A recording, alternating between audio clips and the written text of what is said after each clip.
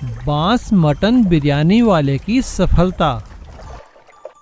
राकेश सोनपुर गांव में अपने माता पिता के साथ रहता था। राकेश एक बहुत ही आवारा और लापरवाह किस्म का लड़का था। वो कोई काम धंधा नहीं किया करता था।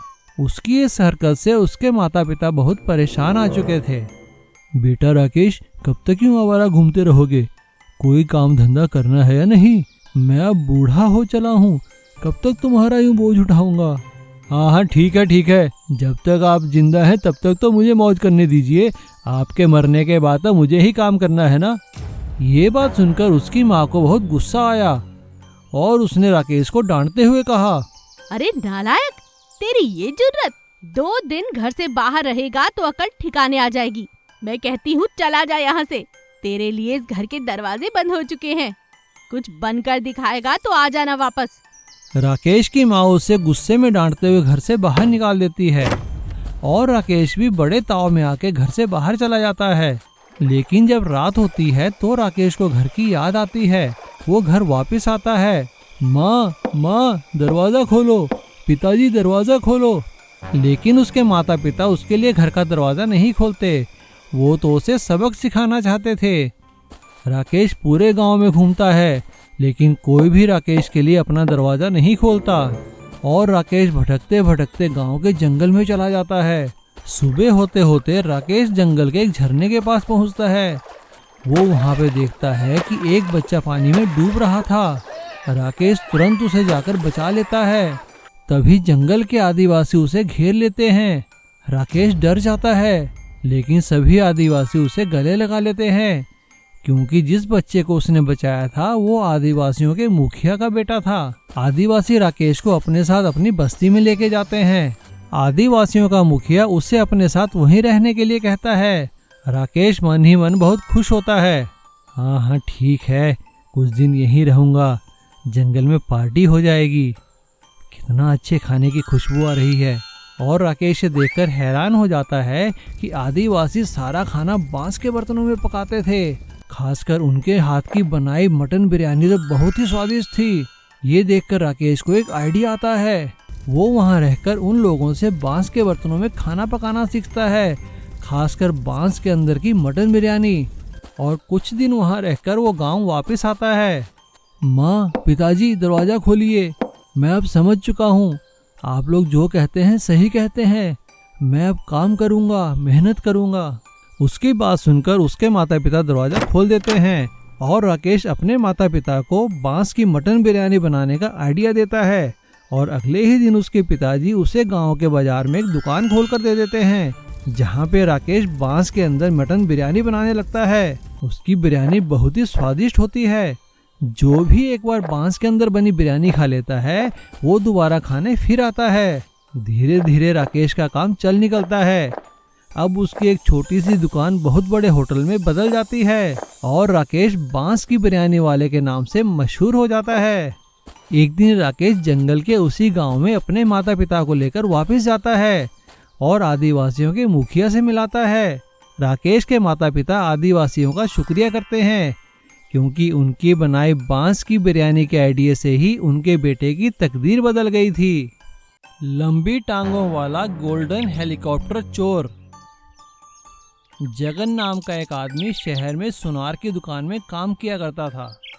जिस दुकान में वो काम करता था वो एक बहुत बड़े मॉल में दूसरी मंजिल पर थी और वहाँ पर सोने के खिलौने भी बनते थे। जगन बहुत अच्छे सोने के खिलौने बनाया करता था, लेकिन वो एक अच्छा कारीगर होने के साथ साथ बहुत ही लालची भी था। वो हमेशा मन ही मन सोचा करता था, मेरी भी क्या किस्मत है, सोने के खिलौने बनाता हूँ लेकिन घर पे देखो तो मिट्टी के खिलौने भी नहीं है। मजे हैं इन सेठ लोगों के। तभी दुकान का मालिक उसके पास आकर कहता है, अरे भाई जगन, देखो हमें एक बहुत ही अच्छा ऑर्डर मिला है। हमें सोने के हेलीकॉप्टर बनाने हैं। हमें 10 हेलीकॉप्टर बनाने का ऑर्डर मिला है, तो तुम तैयारी कर लो। और देखो हेलीकॉप्टर ऐसे होने चाहिए कि बिल्कुल असली लगें। जी सेठ जी, हो जाएगा, मैं कल ही लग जाता हूँ काम पे। जगन अपने मालिक की बात सुनकर सोने के हेलीकॉप्टर बनाने की तैयारी करता है और 2 दिन दुकान में ही रुककर 10 सोने के हेलीकॉप्टर बना देता है। 2 दिन बाद जब वो घर पहुंचता है, अजी क्या बात है, घर नहीं आना है क्या? अपनी बीवी की बात सुनकर जगन उसे सारी बात बताता है। सोने के हेलीकॉप्टर का नाम सुनकर उसकी बीवी उसे कहती है, क्या कहा? सोने का हेलीकॉप्टर? मुझे भी हेलीकॉप्टर देखना है, प्लीज मुझे दुकान पर ले चलो ना। ठीक है, मैं तुम्हें ले चलूंगा दुकान पे। अगले दिन जगन अपनी बीवी को लेकर अपनी दुकान पर जाता है और अपने मालिक को सारी बात बताता है। मालिक उसे उसकी बीवी को हेलीकॉप्टर दिखाने की परमिशन दे देते हैं और जगन अपनी बीवी को हेलीकॉप्टर दिखाता है। लेकिन सोने के हेलीकॉप्टर देखकर उसकी बीवी के मन में भी लालच आ जाता है।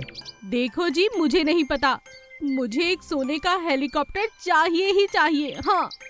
अरे भगवान, चाहता तो मैं भी हूँ, लेकिन लाऊं कैसे? अब जगन मन ही मन चोरी करने का विचार करने लगता है। वो कई तरह की तरकीबें आजमाता है, लेकिन दुकान से हेलीकॉप्टर नहीं ले जा सकता। तभी अचानक एक दिन घर आते हुए वो देखता है कि एक आदमी बांस के डंडों पर चलकर काफी लंबा हो गया था। उसे देखकर जगन को एक आइडिया आता है और वो घर आते हुए 2 लंबे लंबे बांस ले आता है और उनकी नकली बांस की टांगे बना देता है।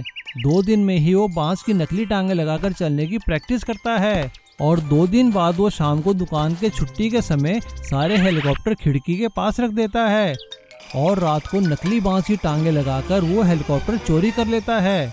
अगले दिन दुकान खुलने पर सभी परेशान हो जाते हैं कि हेलीकॉप्टर चोरी किसने किए। पुलिस आकर दुकान में सभी कारीगरों से पूछताछ करती है। जगन से पूछताछ करने पर इंस्पेक्टर विजय को उस पर शक हो जाता है। 2 दिन बाद जब जगन चोरी के हेलीकॉप्टर बेचने जा रहा था, तभी इंस्पेक्टर विजय उसे रंगे हाथ पकड़ लेता है। जगन की चोरी की खबर सुनकर उसके मालिक उससे कहते हैं, जगन, मैंने तुम पे इतना विश्वास किया, तुम एक बार मुझे बोलते तो सही, मैं तुम्हें एक हेलीकॉप्टर इनाम में दे देता। लेकिन तुमने चोरी की है तो सजा तो तुम्हें भुगतनी ही होगी। और पुलिस जगन को हेलीकॉप्टर चोरी करने के इल्जाम में जेल में डाल देती है। उसे अपनी गलती का बहुत पछतावा होता है और वो कभी चोरी ना करने की कसम खा लेता है।